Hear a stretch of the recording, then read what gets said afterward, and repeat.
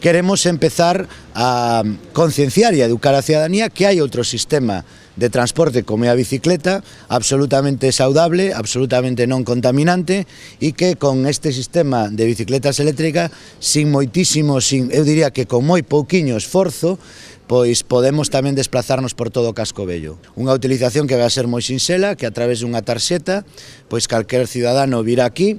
pasará por ese lector que está no aparato, marcará o número da bicicleta que quere utilizar, se desbloquea automáticamente a bicicleta e se pode utilizar con un máximo de 2 horas, unhas bicicletas que teñen unha autonomía de 60 km